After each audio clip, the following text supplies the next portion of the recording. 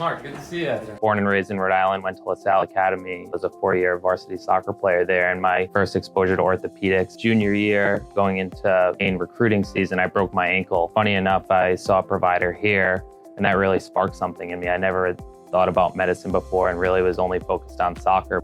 So coming back now as a orthopedic surgeon, it's a real full circle moment for me. It's a huge honor and something I'm very proud of. As everyone knows, Rhode Islanders don't go too far. And so being a Rhode Islander, I completed all of my education here. Went to LaSalle Academy for high school, University of Rhode Island for undergraduate, medical school training at Brown University, and then stayed here for both residency and trauma fellowship. I was very fortunate to receive great training at Brown, which gave me the opportunity to do my sports medicine fellowship at Rush University in Chicago, where I was able to train with international leaders in the field. I got a broad exposure from cartilage preservation and other joint preservation techniques, as well as the full gamut of shoulder and elbow injuries, all the way from shoulder arthroplasty or replacement to rotator cuff tear, shoulder instability, as well as things that we see in our baseball players like Tommy John surgery and slap tears.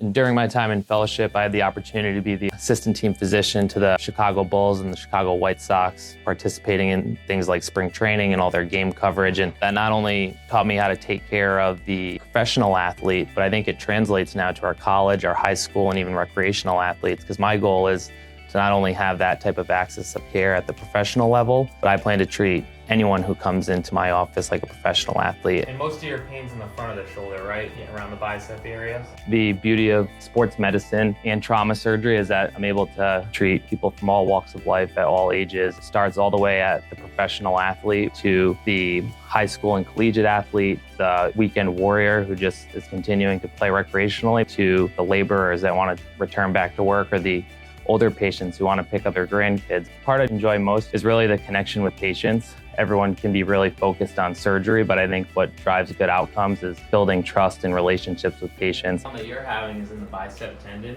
Being able to hear someone's story and what motivates them and what drives them to want to get better is really part of their treatment plan. Ultimately, that's what's going to motivate them to have the best outcome after surgery. I like to tell patients, my job is easy, it's an hour of work, but their job is 6 months of work, of recovery and getting back to their baseline. And without understanding what drives that patient, I think it's really hard to have a good outcome in a successful practice. The whole goal was always to come back here. We're centered between New York and Boston. Being able to give the same quality of care and innovative techniques in such a small state really drove me to return.